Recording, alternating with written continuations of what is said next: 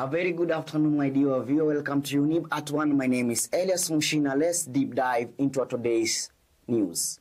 A section of Azimio MPs and UDA's gathering on Mushomba have threatened to shoot down the Finance Bill 2024 if the Finance Committee fails to incorporate the views of Kenyans and experts on contentious clauses. However, Kenya Kwanza MPs have criticized his stance as doublespeak, arguing that these MPs want to develop without supporting measures to raise revenue. Being ambitious, let the government look at physical consolidation. Let's live within our means. I think that's why we need to start. Because globally, even the global economy is not improving. Mimi nitapeleka amendments zangu bunge, niko na amendments kama 13, zisipokubalika katika bunge, mimi nitavote no. Parliament here will be bought, will be given money by the president, but we will stand our ground. We will fight for Kenyans because that is the right thing that we should be doing. So whether they shoot it down or not, we will stand and be counted as the few. I will stand and be counted as one of the few members of parliament who stood with Kenya. I would say I've gone through public participation with the people of Dagoretti North. Their word is just one. That if they do not change, yes, we have to say no. I will be saying, oh, we can shoot it, no. But those who will say no, will say no. For the purposes of, for us, history to come and judge us after. For those who want to say that their constituents who elected them do not want any development, they should stand up in parliament and boldly proclaim it.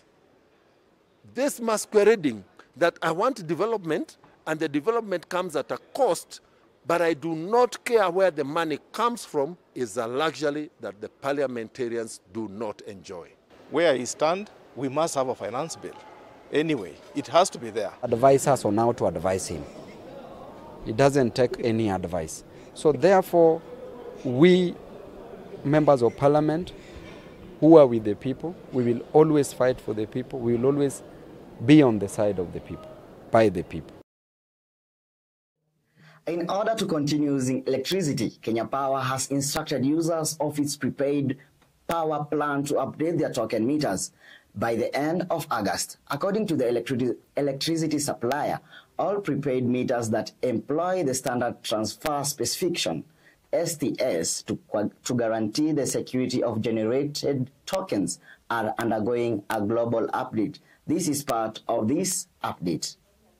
This exercise is not just being undertaken in Kenya, but globally in all countries that run their prepaid meters using the standard transfer specifications. Allow me to emphasize that again, that if by the deadline you will not have updated your meter, whenever you will attempt to buy the tokens, you will get, yes, a code, or rather the token, but when you try to load it, it will not. So if the reading was 00, guess what will happen after you key the code and you will not have updated it? What will still be the reading? It will still remain 00. It will be possible to really ensure that all our future meters can also be connected to the internet. But at that time, we will ensure we put all the necessary mechanisms to ensure that they cannot be attacked. We've mapped out all our meters, and we've noticed that we can actually complete all of them by 31st of August. And that's actually why we are working towards doing it by that 31st. According to Muriithi, CS for Agriculture, the government is almost done implementing the Mogoka and Mira laws of 2023, which set down guidelines for the trading of stimulants, including licensing and approved location of sale. Probably by end of week, I'll be gazetting the Mogoka and the Mira pricing committee, because the issue of the problem people are talking about the pricing because it's cheap and is being accessed by many children. I want now to have a committee as provided in the regulations for them to be able to sit down and be able to give guidelines on how Mogoka will be sold or in terms of pricing, so that that problem is sorted out. So we are on course. We have involved all the lenders. We are also looking for those other governors from Kwale, from Mombasa, Tana River, so that we can also have a discussion, because when they understood I was unwell, they did not get into the meeting. So this is my first appearance since last week. So you remain cool. Yeah, everything else is under control. I'm sure we are going to sort it out. On to other stories. At an expense of 42 billion shillings, the government plans to link 55,666 homes to the electrical grid. According to Alex Washira, Principal Secretary for Energy and Petroleum, according to him, the connection marked the start of grand scheme in which the government will set aside funds annually to ensure that by 2030, 90 to 95% of all residents had access to electricity. We have 684 villages across Bere North constituency ambazo asijawahi pata stima kutoka nchi yetu, kutoka dunia iumbwa na Mungu. 648 villages, 84 villages, sorry. And also we require for those villages to have power, we require more than 300 transformers across different villages in Bere North.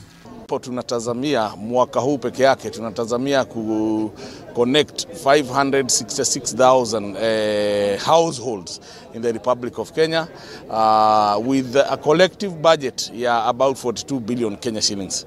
Hiyo ni kumaanisha kwamba we are on course in ensuring that we achieve our 2030 target of ensuring that at least we have 100% of Kenyans who have access to electricity.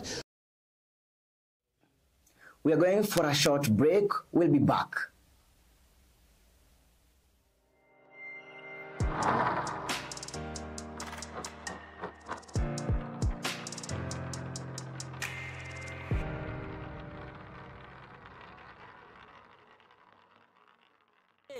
Wewe ni mfanyabiashara katika sekta ya elimu, afya bora, usafiri ama unamiliki kampuni yoyote ile? Ungependa kupata fursa ya kutangaza biashara yako ili kuwafikia wateja zaidi? Usikonde. Runinga ya Younib inakupa fursa ya kupeperusha matangazo kuhusu bidhaa na huduma unazotoa kwa bei nafuu. Kwa maelezo zaidi, wasiliana nasi kupitia nambari za simu 0750344700 ama kupitia barua pepe marketing@younibtv.com. Jinyakulie leo. Younib TV, ever the best.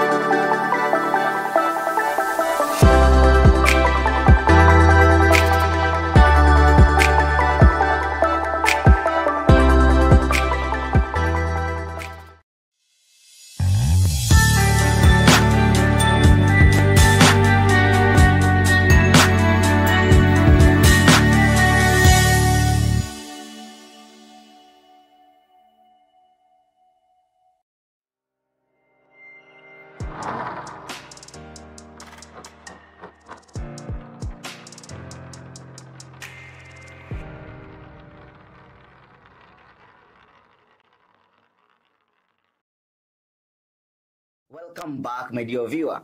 Residents of 20 sublocation in Isiolo County now have a significant reason to celebrate after the region's internet service were launched. The project, which falls under the view of Kenya's fourth phase program, will enable hundreds of locals to access digital coverage immediately while launching the program.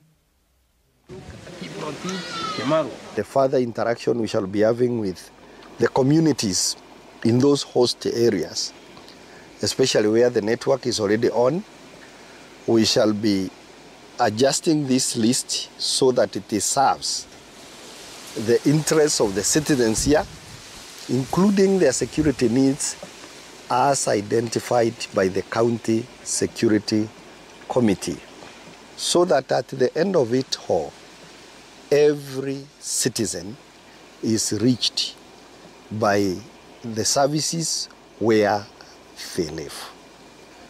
Ni matarajio yetu kwamba kwanza saa hii tukifanya mambo ya security nini, tutakuwa tunaweza kupata hao maafisa wetu na pia kurespond kwa wananchi, itakuwa rahisi kwetu. Tunataka kushukuru serikali kuu kwa kuweza kutusaidia kwa hao, na ni matarajio yetu kwamba as we move forward, tukiendelea na hii maneno ya technology, hata hii challenges ambazo tunakuwa nazo za wizi ya mifugo, mambo kadhaa. On matters digital upgrade, Trademark Africa TMA, in partnership with Kenya National Chamber of Commerce and Industry KNCCI, through the support of Global Affairs Canada, have launched an integrated information platform, Isoko, designed to support women in the trade across East Africa access and use vital and simplified information. Isoko will unlock opportunities for participation, formalization, and business and growth in trade value. And what we've been doing is figuring out how the size and the extent and the activities MSMEs are doing. And the next project is to register, carry out we've done the survey. We now want to register them. We already have a unit, a registrar of MSMEs. We have registered over 61,000 SMEs across 5 East African countries, that is Kenya, Uganda, Tanzania, Rwanda, and Burundi. And we have approximately 70% active traders in that platform. The beauty about this platform is that it provides quite a number of things: market intelligence, regulatory requirements, forex exchange. It trains also on financial literacy, digital skills. We have some representative for persons with disabilities through the Chambers of Commerce, who they invited me to come and benefit through this program. And also, we are the main beneficiaries, and we have managed to sell our products online through the Isoko product, which was introduced. On matters sports news, Kenya is currently 2 games away from moving up to the Billie Jean Cup Group 2 after winning 7 of their 9 games in the first round robin. This team has emerged victorious in Pool B at the Nairobi club on Wednesday. Kenya defeated Burundi 2-1 in their last pool match. In the existing second single match on the day, US-based Angela defeated Sada Nahimana 6-4.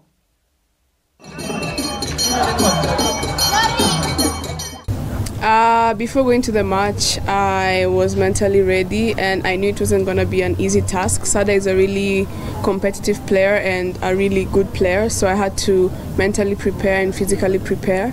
And on the court, I was just trying to play my game, be myself, and not think too much about what she's going to do. And just trying to be aggressive and try to hold on my serve and to break her serve, and that worked pretty well, and just trying to stay in the points more and just being energetic. As we said, no small team or big team, we take each team the same way, and we are ready, as we said since the beginning, and we're just going to take each day one at a time, each country, each player, and each point. And yeah, we're ready for the battle and ready to fight on the court, and that's what we've been doing and working really hard, so we can't wait to play either Nigeria. We come to an end of our news today. Remember to follow us in all our social media platforms: Younib Media TV on Facebook and YouTube, Younib_TV on Instagram, Younib TV on TikTok, and 0719144. It's our WhatsApp number. My name is Elias Muchina. Do have yourself a great day.